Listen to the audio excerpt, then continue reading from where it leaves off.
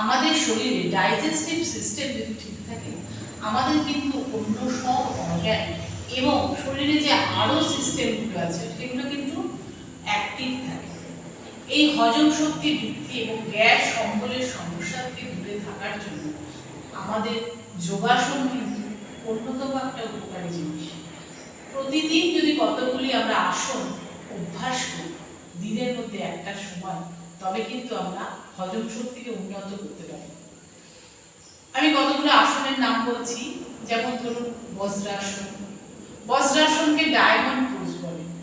এই আসনটি ভীষণ উপকার আমাদের হজম শক্তি বৃদ্ধি করার জন্য।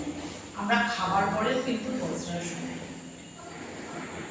হলাসন, হলাসনও আমাদের খুবই উপকার হজম শক্তি বৃদ্ধি করার ক্ষেত্রে। তারপর হচ্ছে পবন মুক্ত আসন। গ্যাস অম্বল সমস্যা থেকে দূরে থাকা যায় এই পবন মুক্ত আসনের জন্য। আরেকটি খুব উপকারী আসন অর্ধমৎস্যান্ন আসন। এটিও পেটের যাবতীয় সমস্যা দূর করতে খুবই উপকারী। আচ্ছা,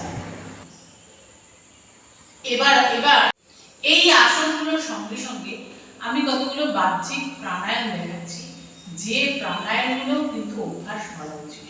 ফার্স্ট হচ্ছে অ্যাবডোমিনাল ব্রিদিং। কি করছি আমি, শ্বাসটাকে যখন নিচ্ছি আমার পেট কিন্তু ফুলে যাবে। পেটের উপর হাত রেখেছি, শ্বাস নিচ্ছি, পেট ফুলে যাচ্ছে, শ্বাস ছাড়ছি, পেট নিভে যাচ্ছে।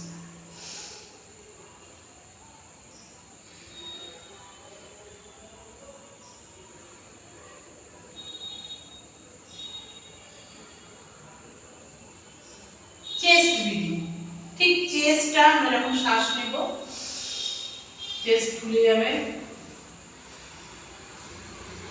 শ্বাস ছাড়বো, চেস্ট আমাদের নিচে নেমে যাবে।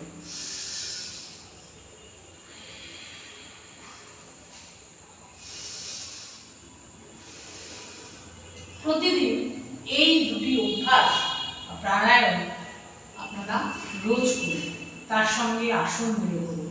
আরেকটি খুব ইম্পর্টেন্ট প্রাণায়াম হচ্ছে নাড়ি শোধন প্রাণায়াম, যা আমাদের নাড়িকে শুদ্ধ করে এবং আমাদের হজম শক্তিকে বৃদ্ধি করে।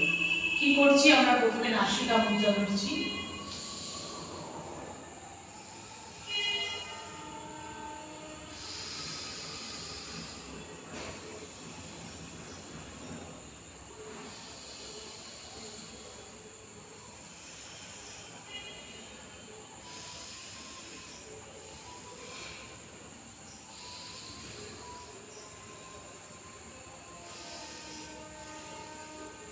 ধীরে ধীরে আমরা এই প্রাণায়ামটি করবো। অন্তত দিনের মধ্যে 5 মিনিট অন্তত আপনারা এটা করার চেষ্টা করুন, যদি আপনাদের হজম শক্তিকে সমৃদ্ধ করতে চান।